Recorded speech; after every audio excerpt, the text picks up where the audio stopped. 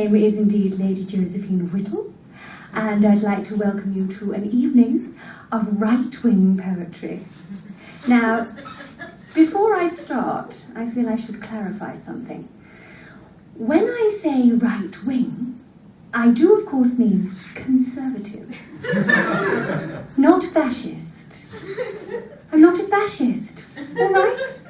So, right-wing conservative poetry, yes. Far right-wing fascist poetry, no. I'm not a fascist. I'm not a member of the BNP. I'm not a racist. And the fact that someone would think that I would be the sort of person to hate another sort of person just because of the colour of their skin makes me very, very angry when everybody knows I only hate poor people. Of which you have many, don't you, Birmingham?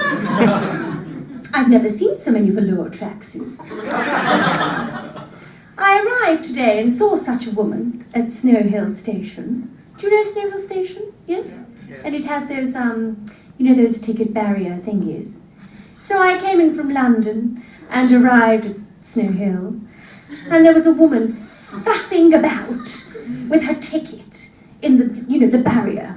And there's a massive queue forming behind her. And she's got these two small things with her. I believe you call them children. One's about that sort of age. I don't know. And the other is a newborn baby.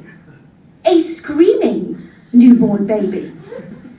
So she's faffing with the ticket and the queue is growing and the baby is screaming. She's faffing with the ticket and the queue is growing and this baby is screaming and she can't quite get it in the slot. And I thought, yes, shame you didn't have that same problem 9 months ago, isn't it, dear? But that's broken Britain. A land of velour tracksuits and Elizabeth Duke jewellery. But I'm the kind of lady that takes life's lemons and turns it into lemonade. And people like that are what inspire me for my poetry. This first right-wing poem is a reworking of a classic. Little Miss Muffet sat on her tuffet, eating her curds and whey, till along came a Tory to change this story and frighten benefit cheats away. Little Miss Muffet still sitting on her tuffet, watching Jeremy Kyle all day. She has 20 kids, with snot noses and skids, with teeth that are starting to decay. So come on, Miss Muffet, get off that fat tuffet and go get a chuffing job. Stop thumping out kids with snot noses and skids and start contributing something useful to society, you lazy oik. Perhaps you could do some voluntary work. That would be a start, would it not? Especially since you have no skills and a CV that could be written on the back of a postage stamp. Thank you.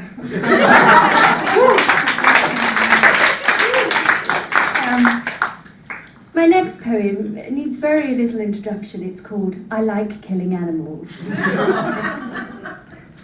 I like killing animals.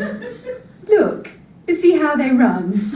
They scamper, slide, they try to hide from my enormous gun. I like killing animals. It really is a hoot.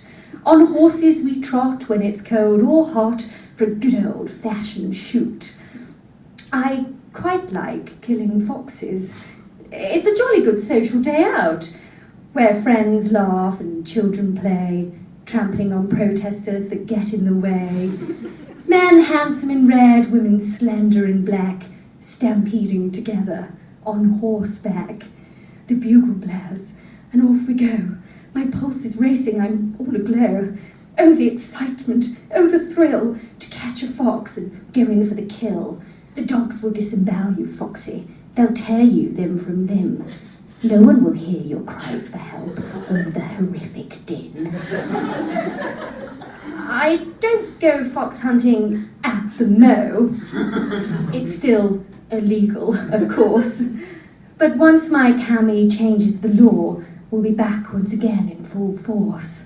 Until then, I'm happy to say the foxes are free to run and play, as the government have use of my shooting skill. I'll hunt the working classes, aim, shoot, and kill.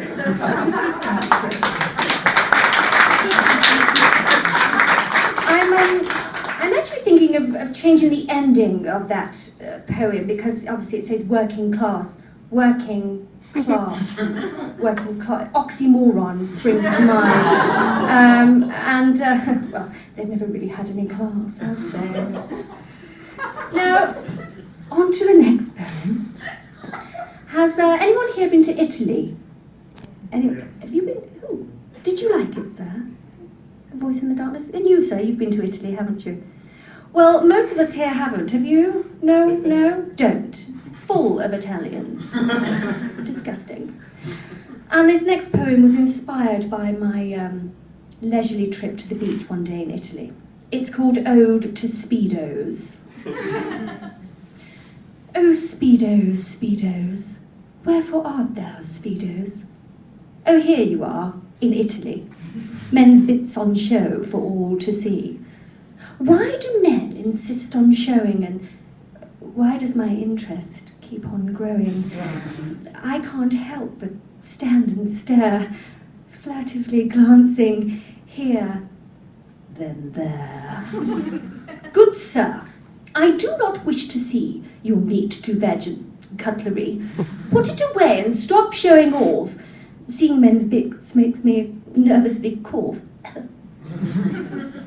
You obviously think that Speedos are cool, that they make young ladies wither and drool. But I am here to say that you, sir, are wrong. No one wants to see Grandpa in a thong. Thank you. I'm afraid I must draw this poetry evening to a close, because I actually have a funeral to go to, because my Grandma Sadie died recently. It's very sad, isn't it? Especially because she wasn't quite as rich as we thought. We wondered if she had a will. She probably hid it, crazy old fool. Tell us where the will is, Grandma, tell us where it is. But I couldn't understand what she was saying, so I took the pillow off her face. Understood her perfectly. But I did go and see her without a pillow before she died, and as she lay in her bed, dying, she said, Josephine. Yes, Grandma Sadie. Josephine, when I die, will you write and perform one of your lovely songs or poems and perform it at my funeral? Oh, I'd love to, Grandma Sadie. You know, because I want people to remember me how I was when I was alive. What's wrong with your neck? I don't know. It's for quite a while. So, ladies and gentlemen, to close, I would like to sing the song that I intend to sing at Grandma Sadie's funeral, to remember her, how she was when she was alive. Ooh, she did a whoopsie on the carpet, she did a whoopsie on the stair, she did a whoopsie over there. Could someone please hand her a tissue? Ooh, she did a whoopsie on the carpet, she did a whoopsie in that chair, she did a whoopsie in my hair. Hello everyone, I'm Grandma Sadie. I do the whoopsie-doo-doo and I don't mean maybe, Grandma Sadie. You really shouldn't pee on the floor. Why don't you try using Tell a Lady? Ooh, no more whoopsies on the carpet. Let's shout and sing and laugh and dance. She keeps the whoopsie in her pants, and now she's dead. Thank you so much. My name is Lady Josephine.